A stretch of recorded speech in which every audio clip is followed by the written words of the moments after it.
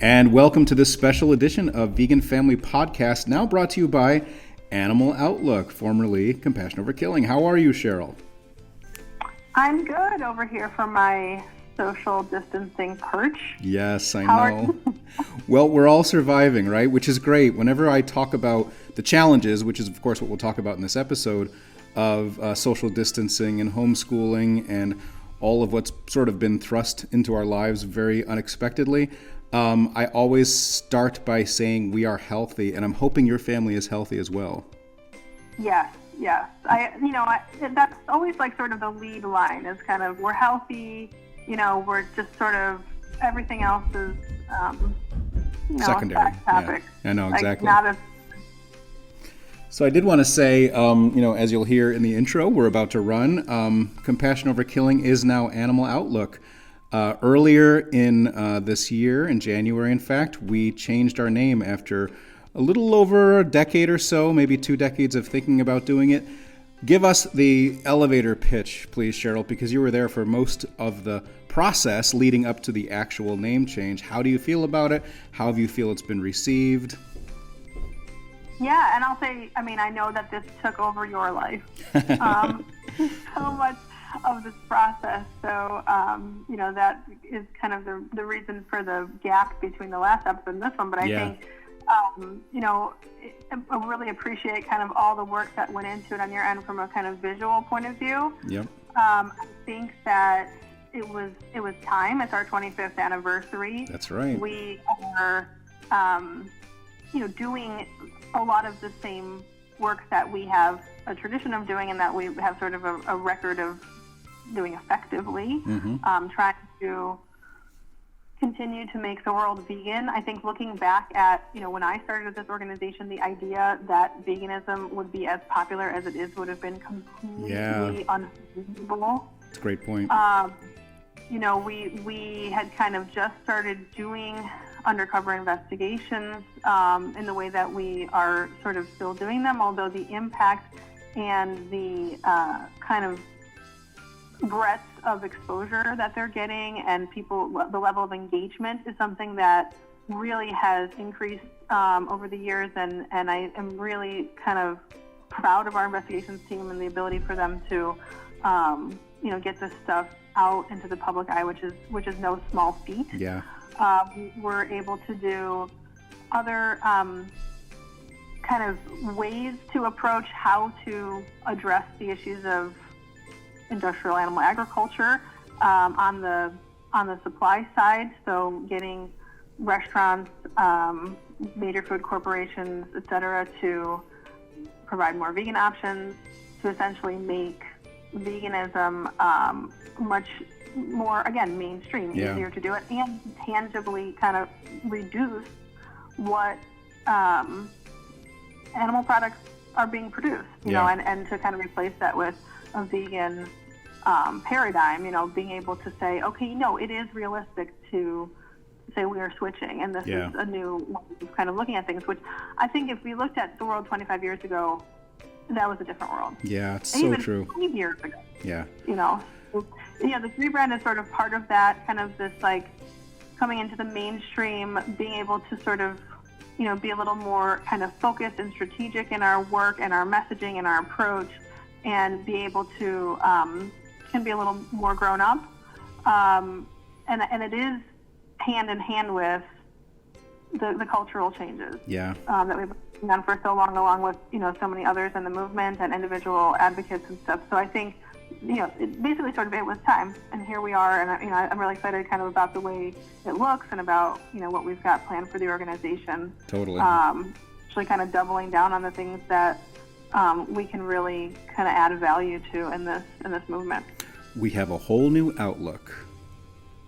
Exactly. There you go. So with that, we will be right back to talk more about what's happening in the world. It's time for Animal Outlook's Vegan Family Podcast with your hosts Eric C. Lindstrom and Cheryl Leahy.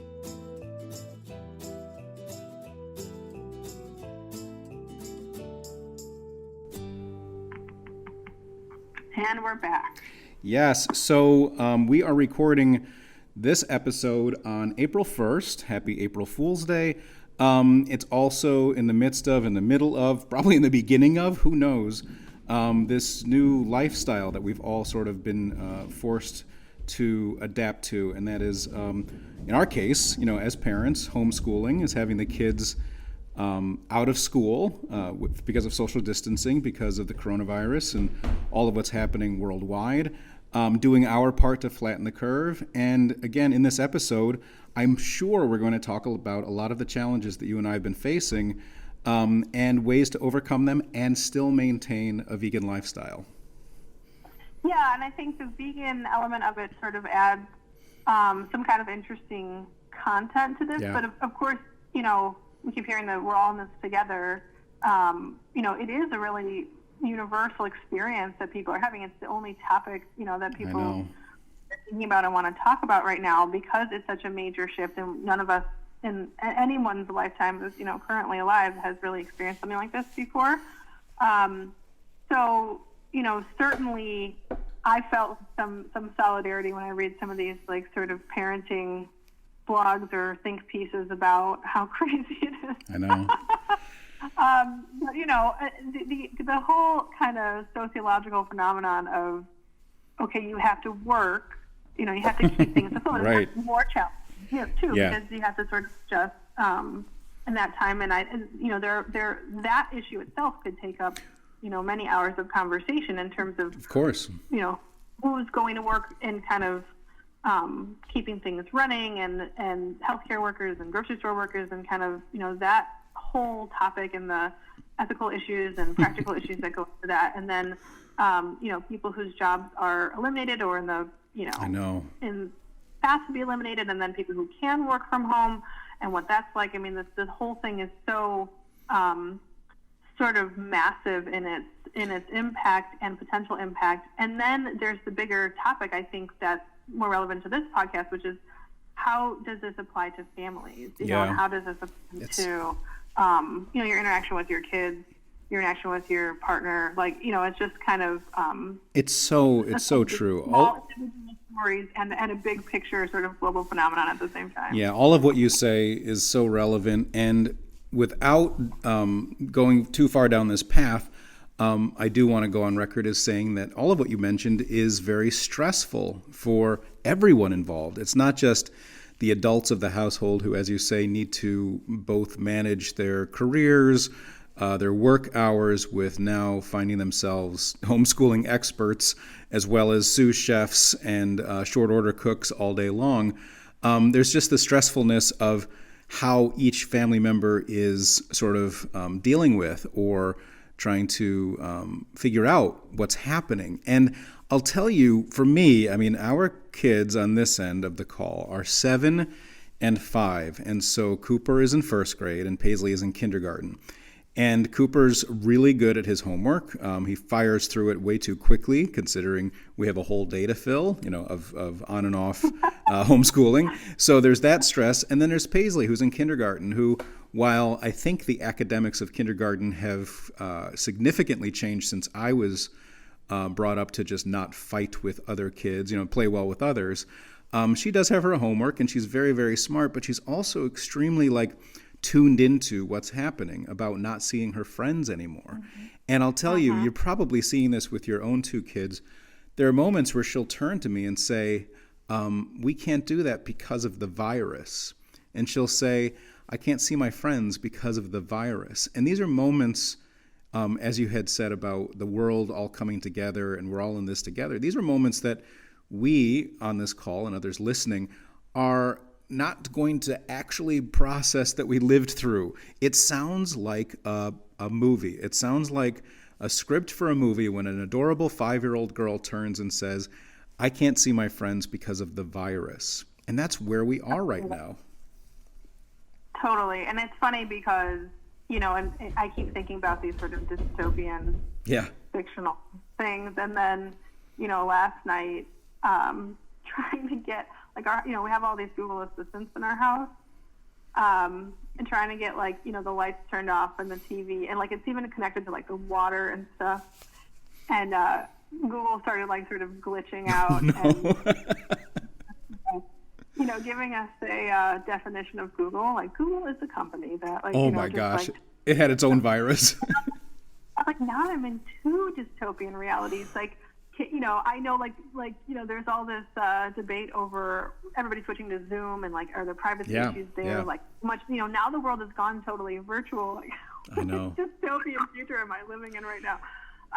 But, I mean, I think that's exactly right. Like, we have to process it at such a small, like, zoomed in focus that we are not even kind of, realizing until it's all said and done and we all kind of tumble through, the process and what it's actually the impact is actually going to be. I think that's, that's like sort of the necessary kind of blinders we have to have on to some degree as parents, because we have to keep things functional and moving. It's true. And that's a whole other thing, is that not only do we need to juggle careers, work, home life, all of the chores associated with home ownership, and now homeschooling on top of everything else, we also need to be there for them, for the kids, and for fellow family members who may be struggling. There's an awful lot of weight on everyone right now. And I think that, part of what I try to figure out on my end, to figure out how to do it, is that balance, is being able to say, there's only so much we can do. And here's actually a great segue, if you don't mind, for me to sort of go down the food path for a minute, the vegan food. Since you and I last spoke, I was about to embark into a Whole Foods plant-based retreat, which was 4 days in the woods. Turns out it was me and 17 women, all spending these days meditating, complete silence. You weren't allowed to talk at all, and eating nothing but a Whole Foods plant-based diet. And for our listeners, especially for me, from my sort of reputation as a self-proclaimed junk food vegan, a Whole Foods plant-based diet is just as it sounds. You're eating the whole foods. And in this case, you're also not eating oil. Any salt is limited, and it's, of course, sea salt. So it's a very, very healthy diet. And so I actually, Cheryl, during this retreat, had the epiphany that I've been waiting for. I sat there in this meditative room. They had a special sanctuary that was in the middle of the woods. It was winter still. It was very cold. And I sat there on this heated floor and I said, I can't do this anymore. I can't be cruel to my body with junk food, right? Because I'm notorious for French fries and vegan mayo and Beyond Burgers and everything that sort of makes me feel happy and makes me feel great about being vegan, is because I've never really given up anything, right? I can eat a whole pizza still. It's just a vegan pizza. Right.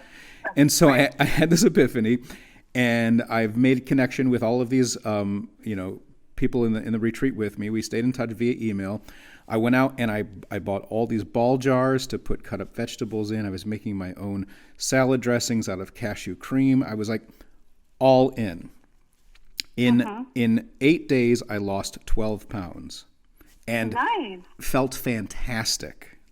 It was just this is what I need to do. And I felt like I'm finally excited about something again. This is really, the progress is one thing. I wasn't going there for weight loss, all that's very nice. I was going there to just understand that I couldn't, at my age, continue to eat the way I was eating. And then this happened.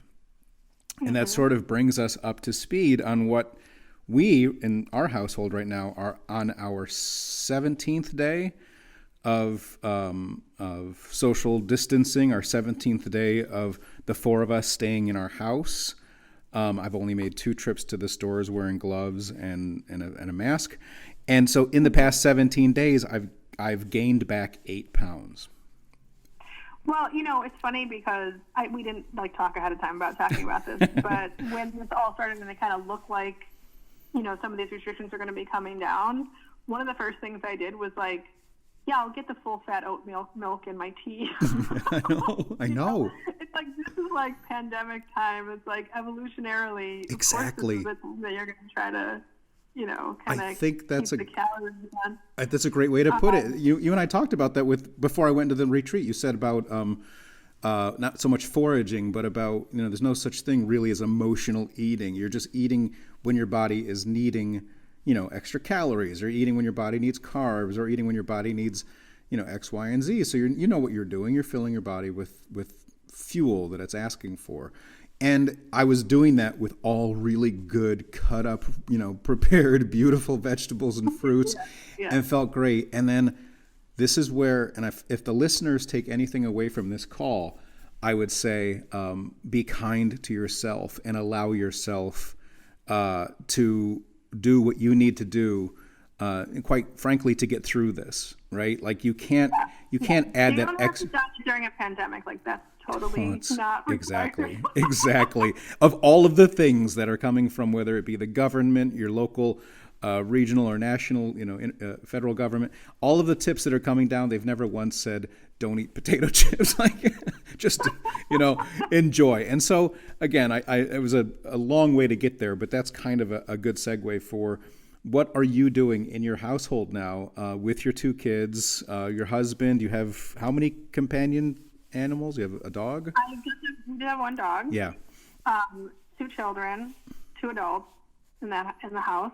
Yep. I say in the house because I've made myself a little van office. I love it. My mini van set up as an office because I don't do it every day because we have to sort of juggle between us. But you get the most done, yeah. To get the work done. But there's been like some fun things. One thing that we always play with the kids at night is Thorns and Roses, which is like, what happened today that you didn't like, what happened today that you did like, and then they've added all these other pieces to it. They have like flowers and daisies and rainbows, and like all these things about like what do you want to happen in the future, and like what did you kind of like, but it wasn't great. Right. So I almost like thinking about this conversation, like I'm thinking kind of that way, like Thorns and Roses. So there's things that obviously have been challenging, but there's also things that are like kind of fun to see, and like, ways that I've like seen, my children, like I know my own children, I think, but this total kind of lack of structure and lack of like what we would normally be doing, going out and, interacting with other people and whatever, going to museums or libraries or Disneyland or, whatever. Yeah. They just kind of have the 4 walls, like sort of literally and metaphorically to figure out what to do with themselves. And it's just kind of fun to see. I will say, when this all started a couple weeks ago, when it all started to kind of really get real. Right, became real to us, yep. I realized like how just being cooped up in the house was causing them to just honestly just kind of like bug each other more, like wrestle and like, sure, jump one again, couch, evolution. And what I did was I had them come up I had a little like family meeting and had them like come up with rules of things that they thought we should all, be doing, which is funny because my 4-year-old, who's much more sort of orderly in his personality, really likes this whole thing. So he sat on my lap so he could be like at the head of the table and kind of like take over the meeting. And he laid out some rules like, be nice to stuff and to each other. And then I said like, okay, well, how about we include like, don't wrestle anybody who, you haven't asked if it's okay if you can touch them. Right. No, like hitting. And then, of course, my 6-year-old's like, no throwing metal things at people. Actually, how about just no throwing things at people? So we got through this whole, like, list, and I wrote everything down, what everybody said. Like, we all went around and, like, made some rules and stuff. And then I had them go through, I had them write their name, and my 6-year-old was like, well, what if I don't like one of the rules? Because one of the rules was, like, get your schoolwork done like during the day so that it doesn't just drag out forever and ever, because he's a kid who's like very socially motivated. Like he does not see the point if he's not going to see his teacher or his friends like of being on track. Like I kind of get it, like, right, like it's like, what is the point of this, like, I know. So that was in there, and there's a number of other ones like that. So it was funny though, because he agreed to all. I was reading them through, and there was, if he liked the rule, he would say ding, and if he didn't like the rule, he would say wah wah. And then at the end of it, though, a lot of the ones he didn't like he was still willing to sign for. The only one that he wrote his name next to as like, I am not signing for this one, is the one that the 4-year-old put on there, which was find the coronavirus and throw it at the sun. Oh my gosh. Which apparently was just too much for the 6-year-old. He was not willing to commit to that one. But still, since then, like, I'll pick up the list, or they'll ask me to pick up the list, because it's like things on there like eat oatmeal for breakfast. And I have to be like, remember we said we were going to eat oatmeal for breakfast? Yeah. So that we go back in and kind of read through it, which is like kind of fun. So what are you eating? What is it like to have to prepare 3 meals a day, vegan meals a day? And what, are you feeling like they're eating better that they're home from school? Take me through sort of what I don't know if it's really all that different, except like the fridge is always there, like they're grazing more. I normally would be making them lunches every day for the next Yeah, school that's day true. anyway. Yeah. So we got the pressure cooker doing the oatmeal in the morning. My husband does that. And then we have bags and bags and bags of frozen fruit.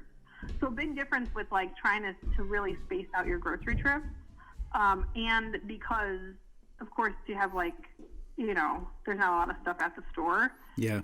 Is stuff that's more shelf stable or frozen. Yeah. And that's not normally how we're like a family that eats a lot of fruits and vegetables, so it's like that's a little bit of an adjustment, but definitely like oats, obviously, like you can really go, that's a sort of a cheap and shelf stable thing to do, and then you can put, like, we have frozen, right now we got frozen mangoes, frozen cherries, blueberries, mixed berries, strawberries, peaches, like, and they just kind of pick what they want on there.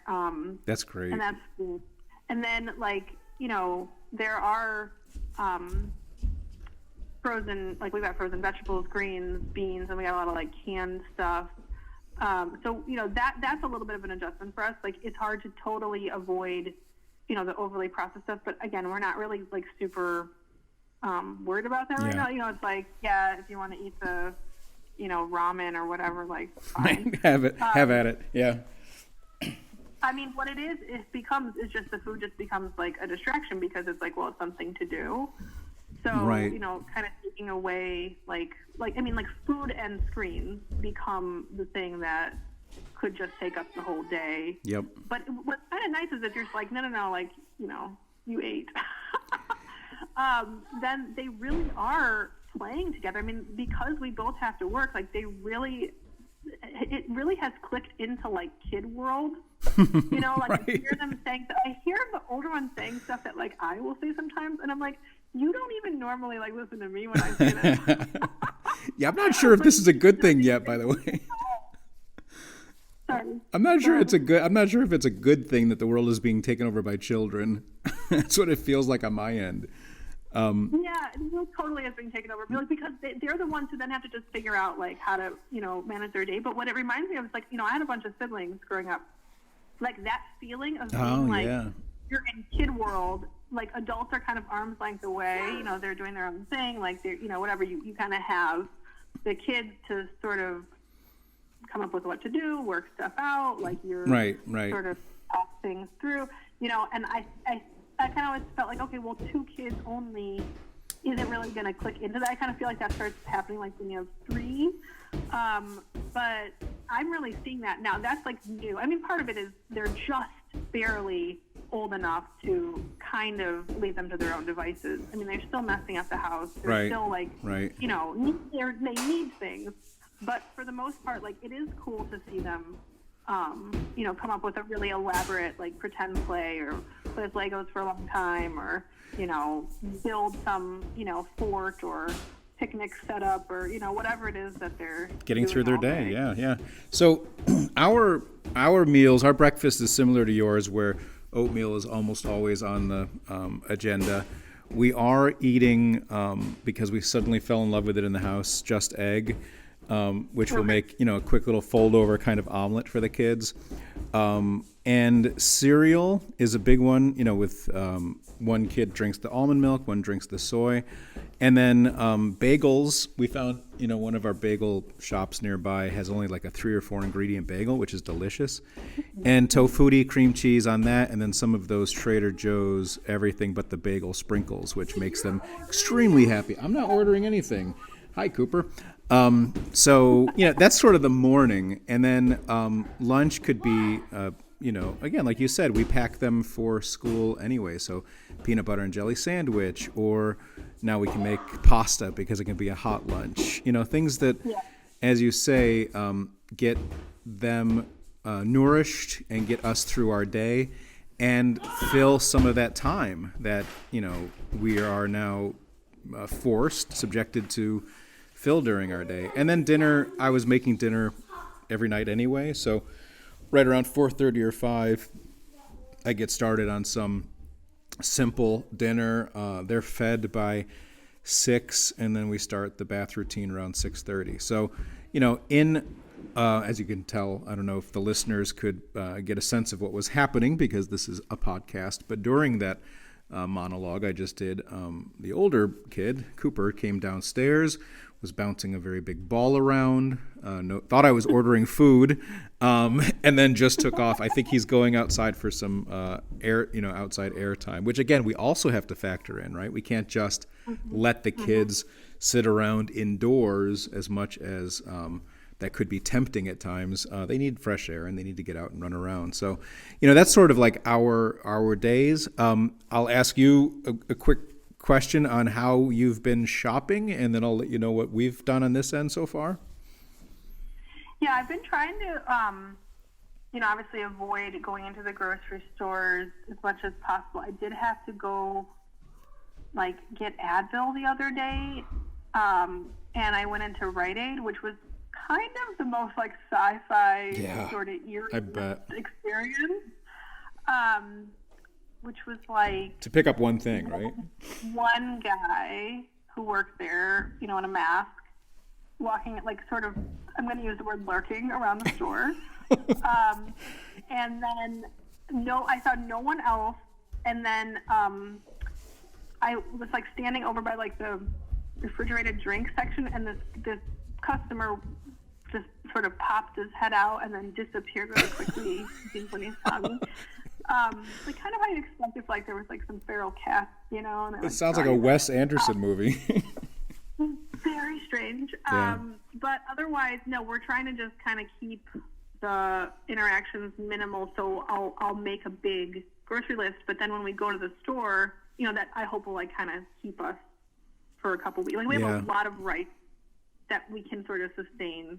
Which we kind of normally do. We kind of normally are, people who buy very large bags of rice, and oats and, beans and that kind of stuff. But yeah, I did do a Whole Foods delivery, which did not, I kept getting all these, there needs to be a substitution here. Right. So that was more for some of the, more vegan specialty items. I got some Miyoko's cheese, that kind of thing. Yeah. Some cashew yogurt. But for the most part, we're trying to kind of keep it as spaced out as we can. Yeah. I've gone out twice. I've become the designated person to leave the house. I'm the only one who has left the house for errands so far. And when I say leave the house, we do live on a, not so much a cul-de-sac, but it's it's a circle, Autumn Ridge Circle. And so it goes around in a big rectangle shape. So we're allowed to sort of go around the block, keeping 6 feet minimum from other neighbors that we see. But other than, those little outings and maybe in the yard if it's not too cold or raining, I'm the one who's been doing the grocery runs. And I decided that we get up early. We're one of those households that our kids still wake up excruciatingly early. So by saying I'm going to the grocery store at 7 a.m., that's not even early in the morning to us. So, so by 6:45, I'm in the car with a mask and rubber gloves and, of course, reusable bags, and doing, as you said, as much as possible of a major, huge run because I'm there. And so there's limits on many items that we would normally stockpile, regardless of a pandemic. And so there's limits on the number of frozen vegetable bags you can buy, limits on the number of, plant-based milks, things that, we're constantly needing. And so I'll buy the limit. I'm not hoarding. I'm not trying to take away from others, but I also don't want to go out more than I need to. And it's turned out we really, as far as those necessities go, we only make it 1 week. And so it seems like once a week now I'll be going out for these 7 a.m. runs, which feels, I don't like doing it. I would be fearful of anything coming toward our house that was also being delivered. At least this way we can isolate items that are coming in and put them off to a separate area to get sort of, hosed down or whatever. So, it's not ideal, but we have to have food. And so they've been going well. We've been lucky. Our local sort of version of Whole Foods is called Wegmans, and Wegmans is always well stocked. We're able to get, 9 out of 10 items every time. And, just come home and carefully clean them off if they need to come in, or let them sit in the garage for a day or two if they're just pantry items. So we're doing everything we can to, again, not only flatten the curve, as in we don't want the virus to be bouncing around in our own world. We don't want to get sick, but we also don't want to make others sick by carrying it. So we're being very, very careful. And, from there, everybody's super excited when I get home because we suddenly have groceries. And then we just start meal planning, meaning, like you said, we make rice dishes, we make pasta dishes, we'll make, if we have specialty items they're vegan or, things that we're looking forward to, we'll have those. And we're allowing ourselves these, French fry in the air fryer moments and ice cream for dessert, which we normally wouldn't do. Just sort of like, again, realizing that everybody's under a tremendous amount of stress right now, and we earned these extras. Yeah. So just sort of switching gears a little bit, like, how have you been talking to your kids about the coronavirus? And, I know just all of us are sort of thinking, like, how and when is the best way to kind of, generally speaking, to bring in, like, the connection with animal products. There's people that kill animals. Those guys are not good, and then they're the coronavirus from the animals that they kill. So they should stop killing animals, so they don't get coronavirus. Then I should play with Casey and touch her. That's all. Yeah, I could very quickly and easily answer that. We have not. We haven't delved into sort of the cause of the virus or even sort of where it has spread from, because we are so focused on two things, one of which is their academics, which, again, I feel very fortunate they're in first and kindergarten, because it's not like they've got a rigorous, academic schedule. Yeah, it's pretty simple math. Even I can do it. So there's that side of it, is wanting to make sure that they've staying focused on, they have to do a certain amount of school hours in their day. That's first and foremost. And then secondary is social distancing, is letting them know why we're doing what we're doing. And they both understand that completely. And for me right now, as I said, a little more than 2 weeks into this, that's all I want. I just want them to know, we're here to help them. Their teachers are doing what they can to make some curriculum available online. We have Zoom meetings with their teachers. We're doing everything we can to remind them that this isn't a vacation, and that they are literally they're part of history and doing what they can to make sure that this virus doesn't spread more than it already is. So at some point, maybe if you and I, or when you and I talk in a couple of weeks, we may have talked a little bit more about the cause of this, but at this point, I'm taking what we can get in terms of their understanding and patience with what's happening. Yeah, it's funny because, like, I kind of feel like if they don't do great on the school I know, right? Because there's just other priorities. But, and I also do think, like, they're getting a lot out of the play. Just, again, with their age. Like, it would be different if they were, 15. Teens, but yeah. I think there's a lot that they're getting out of play. I mean, we are kind of eking through the school stuff. And actually, my 4-year-old's getting way better at reading. There's an app that, if I just kind of need him to, I can give him a device and play this app, Teach Your Monster to Read, which it's one that we've played for a long time, but he's just been really into it. It's just really good, and they, can kind of parse out it's basically a phonics app. Is that kindergarten and first grade level? Is it preschool? you through it probably takes you through like preschool through maybe second grade. Cool. I don't think it will get into like, it stops before like chapter books. Yeah. But anyway, that's been nice. So there is some academic stuff, and we are in a warm climate, so there's more sort of opportunities to do stuff outside while still social distancing. Like 4-year-old's been working on riding his bike, like I've been running him down the middle of the street.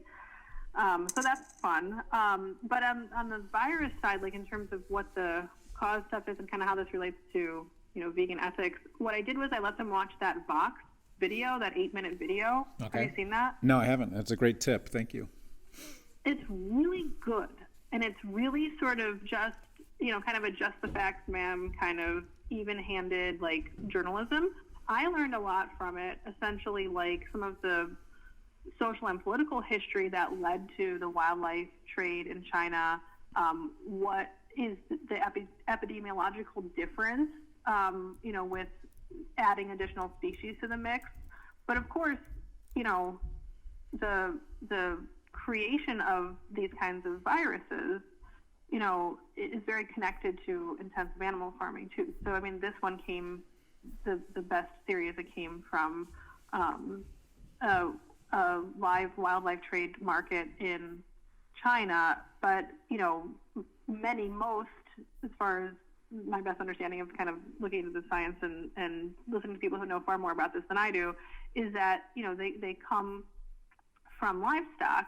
Most of these, like the swine flu, bird flu, most of these viruses are coming from intensive animal agriculture. So, and of course, you've got other issues that would be also a possibility of having a big catastrophic impact like this, like things like antibiotic resistant bacteria and things like that. So the Vox piece I thought was really nice. Adults too. Like, I mean, certainly it's worth the 8 minutes of your time. Yeah.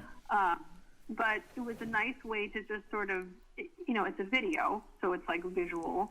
And it was just very educational with them. And they watched it individually because they were just sort of bouncing around. And I was like, you want to watch this?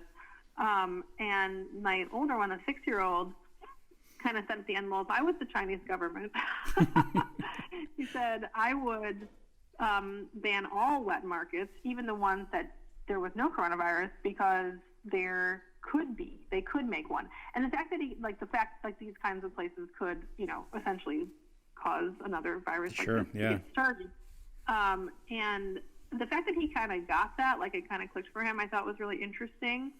And then when the 4-year-old watched it, he was like, to him it was kind of like, well, this is why people shouldn't kill animals. So there's sort of an interesting connection here. I mean, we don't want to be hitting anybody over the head with stuff. I mean, obviously people are much more, worried about the for good reason, like the immediate issues right in front of our faces. But in terms of kind of the vegan values, the animal ethics of all this, I thought that was a nice piece to just kind of educate about it. Now, I'm not looking at the video right now, obviously, because we're talking, but at vox.com/coronavirus-COVID-19, there's just an absolute ton of resources about coronavirus explained, and I'm sure the video you're talking about is within this page, but it's definitely worth checking out. Just Google Vox coronavirus, and you'll find what Cheryl's talking about, and I'll do that. I'll have our kids watch that, as again, we're filling hours of a day with as much education, entertainment, food as possible, right? Yeah, and I think, one thing I keep kind of doing with them is saying, how are you feeling about coronavirus? It's been funny because a couple of times 4-year-old has said, well, I don't like it. Well, actually, I only like the ones that closed my school. That was a good one. Oh my gosh. I think that's hilarious, but I think you're probably already feeling like your kids are as excited to go back to school as we are excited to have them go back to school. They'll look at us like, what is going on? Yeah. Yeah, because he's so like I said, sort of social and socially motivated. I mean, the 4-year-old's also very social. He misses his friends, and but he can just be in his own head. And what I was actually just kind of hit me yesterday, it's like an extended dream state with him. There's no structure. There's no responsibility. Like, normally you would have something that kind of inhibits those, like, just stream of consciousness things. But, like, he says the craziest stuff, and he goes off into the longest, like, stories and imagination and tangents, and, like, you know, he's bouncing off the walls and, like, just doing and saying stuff that, like, normally you would get, like, such a smaller percentage of his day out of that. You know that feeling? Like, it's almost like when you're, like, a kid and you're at, like a sleepover and you're, like, overtired and hyper. Yeah. And it's like, you know, you're right. They're living in a constant state of euphoria, but they don't know why. So give you a little. No inhibiting, like, factors involved at all. Right. Give you a little sense of what's happened just here during your when you were just talking. So apparently they were playing hide and go seek, and Cooper came all the way downstairs, hid in a corner. There's like a little tent, you know, kids' indoor tent behind me, hid in the tent the whole time, but they weren't looking for him. So that's kind of one of those games where, wait a second, can we just let him go somewhere for 5 or 10 minutes to get some quiet? This, you know, this has been, I hope, helpful for the listeners on some level to know that they're not alone in all of this. And that, you know, you can find out more about Animal Outlook at animaloutlook.org. A lot of what, as Cheryl said in the beginning of the episode, our organization continues to do for farmed animals, and you know, other resources at places like triveg.com. You can get some recipes there. You know, there's a lot of resources online. There's other podcasts, of course, that I think people would find interesting or helpful to get through this. These apps that you talked about one app. We're also looking at many, many different educational apps, like ABC Mouse is one of them. There's some things we've downloaded that they find a lot of fun. There's been links that have been sent to us by their teachers. Those, again, are all with the caveat that you have a computer and you have internet. I think so much about the people who aren't fortunate enough to have technology on their side. So, as you said... Just something because you said that on the app. Yep. For those who do have phones or devices or whatever, there's the couple sort of activities that we've been liking doing. There's an app called Seek, I think, maybe iSeek, which is it's like one of those apps that can tell you what song is playing, only for, like, living things, so, like, plants and animals. So, like, if you go back in your backyard, you have the app on and you take a picture of, like, a tree back there or a bug. Oh, yeah. Bird or something, like, it will it'll tell you, like, what species it thinks it is, and if it can't figure out the species, it'll be like, we think this is the class, whatever.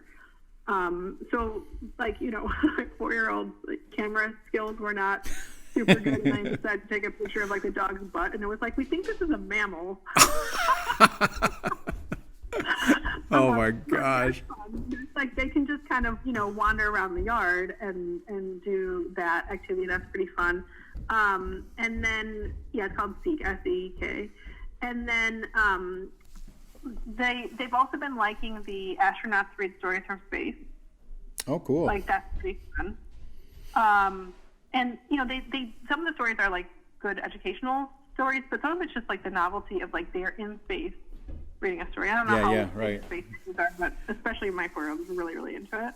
And then Mo Willems is doing a daily, like, doodle. That's pretty fun. That's awesome. His books are incredible. There's a lot out there. And again, if this were, you know, if our podcast were immediately connected to a website, I would say we'll post some links to things like that. But we're always looking for new ideas. We're looking for other resources. You can always reach out to us at veganfamily@triveg.com. I want to say, hang in there, Cheryl. You're doing great. You know, patting each other on the back. This isn't easy. Stay healthy, stay sane. Yes. You know, just kind of day by day. All right. Well, until next time, Vegan Family Podcast. Have a great afternoon or rest of your day, and we'll talk to you soon. Thank you for tuning in to Animal Outlook's Vegan Family Podcast. Have episode ideas or questions about going vegan? Email us at govegan@triveg.com.